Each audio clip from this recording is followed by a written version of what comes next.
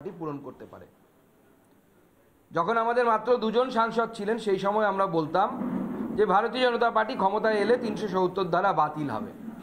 আমরা সেটা করে দেখিয়েছি এবং এই সংকল্পপত্র তৈরি করার ক্ষেত্রে ভারতীয় জনতা পার্টি আমাদের যে সংকল্পপত্র তৈরি করার যে কমিটি আছে তারা একটি পদ্ধতি আমরা অনুসরণ করি।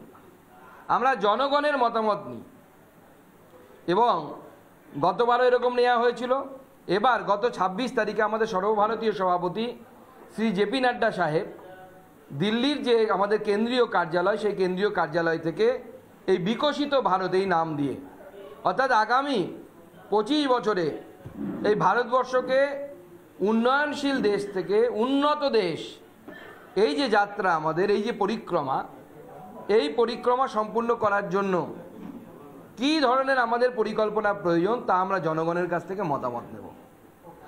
সেই জন্য প্রতি লোকসভাতে 2টো করে ভ্যান চলবে এবং তাতে এরকম বিকশিত ভারত সম্পর্কে এবং মাননীয় প্রধানমন্ত্রীর যে গ্যারান্টি সেই সম্পর্কে একটি বাক্স থাকবে। সেখানে আপনি অর্থাৎ সাধারণ মানুষ দেশের জন্য যেটা কোনো স্টেট স্পেসিফিক হবে না, এমন যে সব রাজ্যের ক্ষেত্রে সব জায়গার ক্ষেত্রে যেটা অ্যাকসেপ্টেবল হবে এবং সেটাকে লাগু করা যাবে এই ধরনের সাজেশন মতামত সাধারণ মানুষের কাছ থেকে আমরা নেব।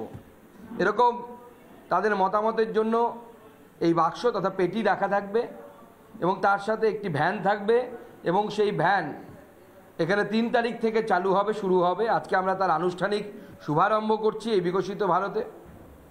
এই বিকশিত ভারত প্রোগ্রাম দেখছেন আমাদের সিনিয়র লিডার বিশ্বপ্রিয় রায়চৌধুরী, উনি এবং ডক্টর চিত্তরঞ্জন মণ্ডল, এরা দুজনে দিল্লি থেকে গেছিলেন এবং তার পুরো টিম আছে। এখানে প্রেস কনফারেন্সে উপস্থিত আছেন বিশিষ্ট অর্থনীতিবিদ তথা বালুরঘাটের বিধায়ক ডক্টর অশোক লাহিড়ী এবং আমাদের এই ম্যানিফেস্টো কমিটি তথা সংকল্পপত্রের যে কমিটি তার সাথে যুক্ত সকল মানুষেরা তারা এখানে উপস্থিত আছে। এই মতামতের গুরুত্ব কি আপনাদের 2টো উদাহরণ দিয়ে দিচ্ছি। বিশেষ করে একটি উদাহরণ আমরা সবাই জানি যে আয়ুষ্মান ভারত প্রকল্প, এই প্রকল্প মাননীয় প্রধানমন্ত্রী লাগু করেন জনগণের মতামত অনুসারে। এই ধরনের সাজেশন বেটি বা মানুষের মতামত নেওয়ার জন্য সেই সময় লোকের কাছে বিভিন্ন লোকসভায় গেছিল এবং ভারতবর্ষের জনগণ বলে যে মানুষের সবথেকে বড় সমস্যা হচ্ছে চিকিৎসার সমস্যা। এই সমস্যা দূর করার জন্য মাননীয় প্রধানমন্ত্রী মানুষের মতামত নিয়ে ঠিক করেন যে সেই মতামতকে আগামী দিনে গুরুত্ব দিয়ে ভারতবর্ষে আয়ুষ্মান ভারতের মতো প্রকল্প সেখানে ঘোষণা করা হয়। ঠিক সেরকম বিশ্বকর্মা প্রকল্প, মানুষের মতামত এসেছিল যে গরিব মানুষ, প্রান্তিক মানুষ, তাদের হাতে টাকা নেই, তারা তাদের যে প্রথাগত যে জব সেই জব বা কাজ তারা হারিয়ে ফেলছেন।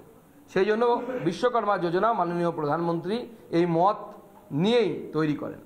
এখন আধুনিক যুগ, সেই জন্য বিভিন্ন অপশান আছে, কিউআর কোড দেওয়া। আমরা সরাসরি একবার চোখ রাখবো সন্দেশখালীর দিকে। রয়েছেন আমাদের সিনিয়র এডিটর স্বর্ণালী সরকার। স্বর্ণালী, তোমরা যেভাবে টোটো করে ঘুরছো, ইদানিংকালে আমরা যারা সন্দেশখালীতে গিয়েছি তারা কবে লাস্ট এভাবে ঘুরতে পেরেছি? মনে কোনো টেনশন নেই, কোথাও কেউ আটকাবে না, এভাবে কখনো অকাল বসন্ত উদযাপন আমরা ভাবতেও পারিনি ইদানিংকালে, তাই তো?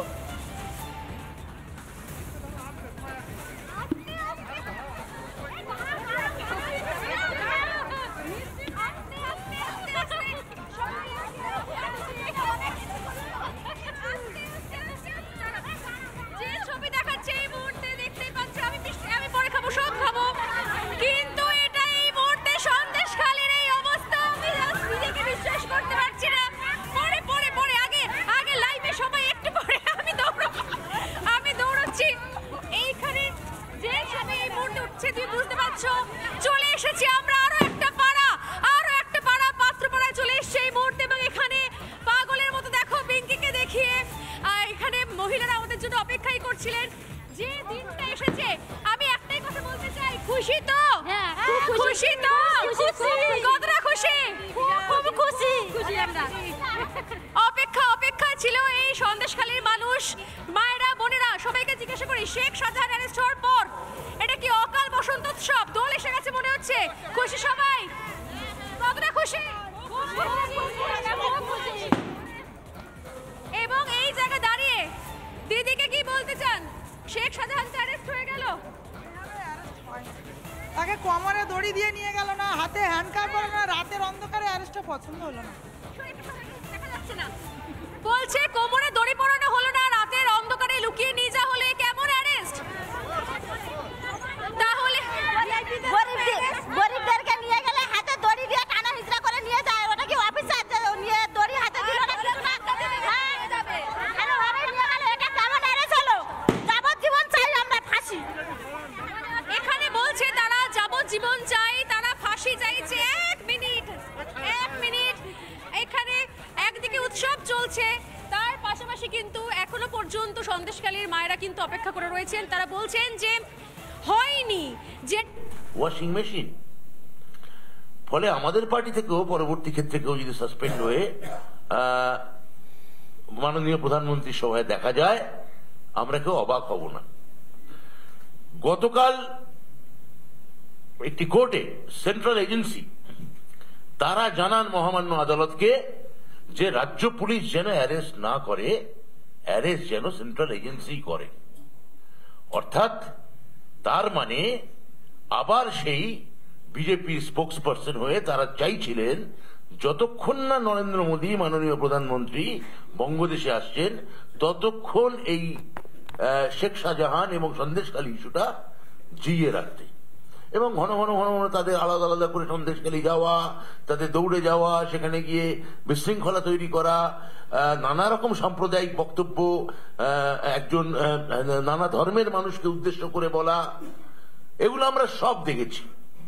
কিন্তু প্রমাণিত হলো গত রবিবার আমাদের সর্বভারতীয় সাধারণ সম্পাদক শ্রী অভিষেক বন্দ্যোপাধ্যায় যেটা বলেছিলেন যে পুলিশ তো অ্যারেস্ট করতেই পারে, কিন্তু মহামান্য আদালতের যে রক্ষা কবচ আছে, যে স্টে আছে, সেই স্টেটা যদি উঠে যায় তাহলে সঙ্গে সঙ্গেই অ্যারেস্ট করা সম্ভব। এই অভিষেক বন্দ্যোপাধ্যায়ের এই স্টেটমেন্টের পর মহামান্য আদালতের সেই কাছে এই ব্যাপারটা দৃষ্টিগোচর করানোর পর মহামান্য আদালত সেই স্টে স্বতঃপ্রণোদিত হয়ে সুমোটো মামলা করে জানান, সুমোটো সিদ্ধান্ত নিয়ে জানান যে কোনো স্টে নেই, এবার অ্যারেস্ট করতে পারবে। তাহলে শেখ শাহজাহান এখন ওপেন। কার জন্য ওপেন? সিবিআই জন্য। অভিযোগ এসেছিল, আমরা তাকে সরিয়ে দিয়েছিলাম। তারপরে তো এখনো সে সংস্থাতে নেই, সংস্থা হকি সংস্থা, এই কুস্তি সংস্থার মাথায় তো সে নেই। এবার একটি সাংবিধানিক সংস্থা বা কোনো নির্বাচিত সংস্থা যদি হয়, সেখানে নির্বাচনে যদি কেউ জয়ী হয়, আপনি তো তাকে আটকাতে পারেন না। শেখ শাহজাহান ওপেন হলো, গ্রেফতার করা হলো, সহজ ব্যাপার। আসলে প্রধানমন্ত্রী আসার জন্য আপনারা এই সন্দেশখালী ইস্যু জিইয়ে রেখেছেন। দেখুন, প্রথম কথা হচ্ছে, প্রথম থেকে তৃণমূল কংগ্রেস মিথ্যে কথা বলে এসেছিল এবং কোনো স্টে অর্ডার বলে কিচ্ছু ছিল না। সেই অর্ডারটা দেখাতে বলুন না, কোথায় কত নম্বর অর্ডারে স্টে ছিল। মিথ্যে কথা বলছে। আমরা ছোটবেলায় দেখতাম মাস্টারমশাই পড়া না পারলে পরে কিছু ছাত্র অজুহাত দিত, তো মাস্টারমশাই তখন বলতেন মানুষের তিনটে হাত, বাঁ হাত, ডান হাত আর অজুহাত। তো তৃণমূল কংগ্রেস যেন একটা স্টে দেওয়া হয়, সেই স্টের সেই রক্ষা কবচ ওনার হাতে ছিল, সেটা উঠে গেল, রাজ্য পুলিশ অ্যারেস্ট করলো। যেভাবে রাজ্য পুলিশ আজ থেকে আপনাদের সবার মনে আছে, এখানে সমস্ত খুবই দায়িত্বশীল গণমাধ্যম আপনারা আছেন, যে সারদা